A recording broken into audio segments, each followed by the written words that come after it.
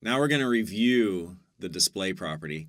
And as I said at the beginning of this course, I would rather give you too much material than not enough.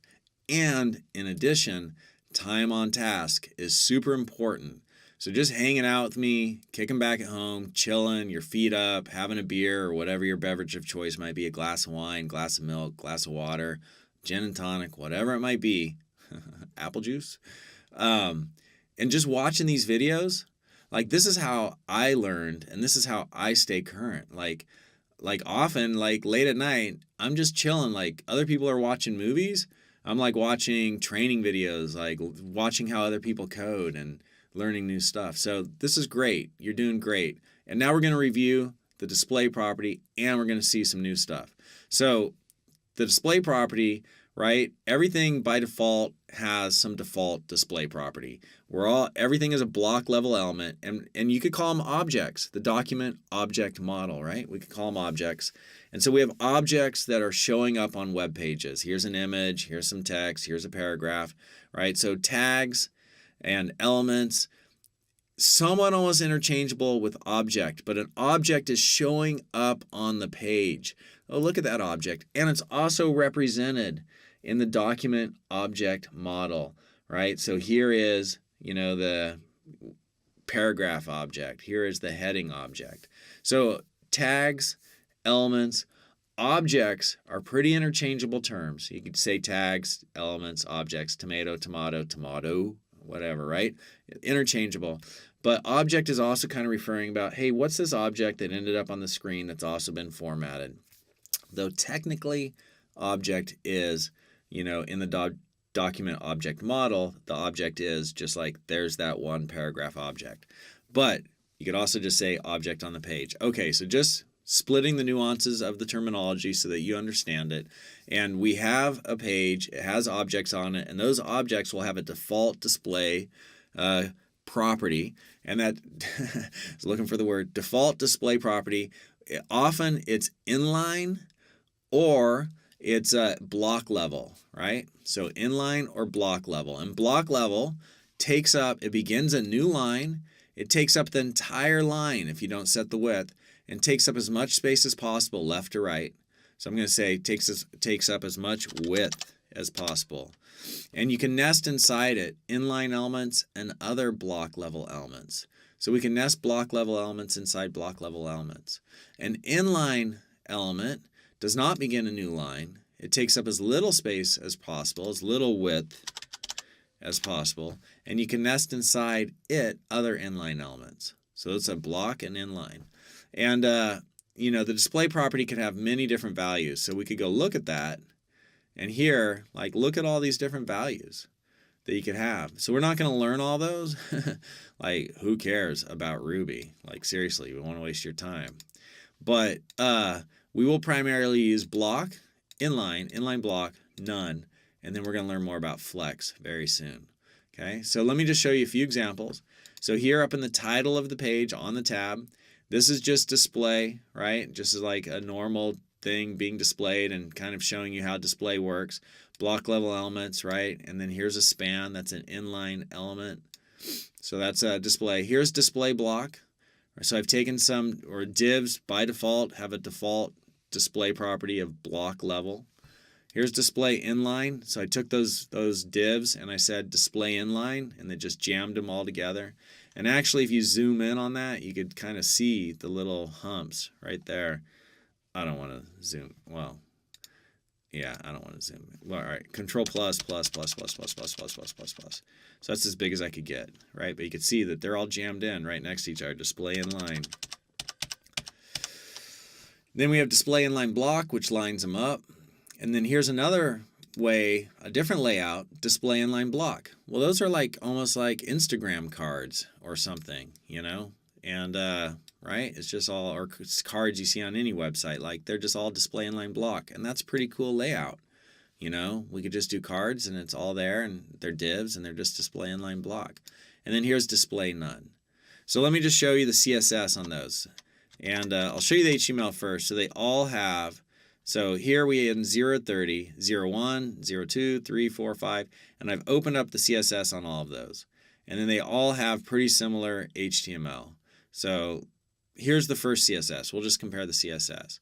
So multiple selectors here in my CSS rule set, and I'm selecting all paragraph and div elements. These are element selectors, and I'm adding these declarations. So the border property, right, the padding, and the margin. We've learned about these.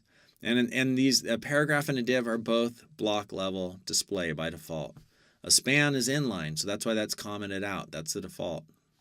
And so that gave us this page right here, right? And that was red because we formatted it red right here. And then we have a display block.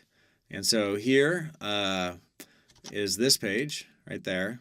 And so those block level elements are taking up as much space as possible, as much width as possible, left to right. And I've added debugging, and I like those to be hot pink when I'm debugging. So let me just refresh that page. There we go. I've added debugging and applied it to everything. So that's the everything selector. And then here's my div, and I'm saying height, 50 pixels, width, I'm not setting that. If I was to set it, right, okay, now it just constrained its width. But without a constraint on width, block level elements take up as much width as possible. They take up a whole line by themselves. They start on a new line. I added a border, I added border radius, and this is just to remind us that's their default, display property. It's block. And then I just added color to each of them, background color. And I used IDs to do that. So just comparing this. And then this page here is pretty similar to inline. Let me change that to hot pink. Ba-bum. And so the difference is, what's shifting down? I have an extra return right there. Now that will be a little bit more seamless.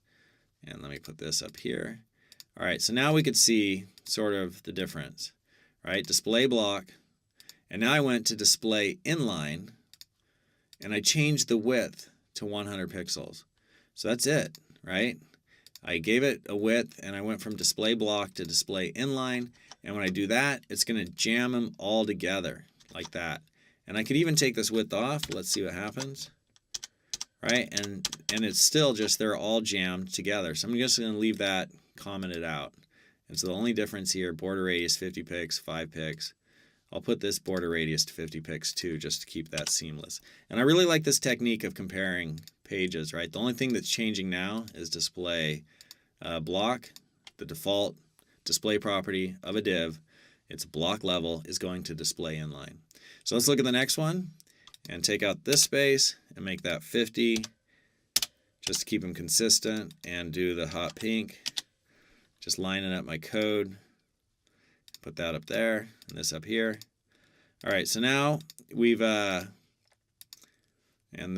one, we've given this a width, so we've taken the comment out, and we've gone from display inline to display block. That's the only difference. And so here, display block. Next one is going to have its own CSS. It's breaking from this pattern here that we were just doing there, because it's giving us this look right here, the cards. Very cool. So the div, we said give it a border, give it a background color, and align the text in the center. And then box 2, we said display inline block, width, height, margin. So I'm going to, well, I added the width, height, margin here and made that box 2 because in my HTML, which is right here, I have one down here which this class is applied to all the divs right here, but it's not applied to this one. Right, and so that one is right here. That's a normal div with default display block. That's just a div. I'm a normal div.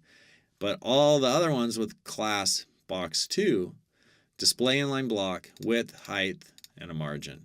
And that gave us these cards. That's worth the price of admission right there. That's worth watching this video just to see, like, wow, that's pretty dang simple. And I already know all this stuff. You've been learning the materials. You've been learning the tools.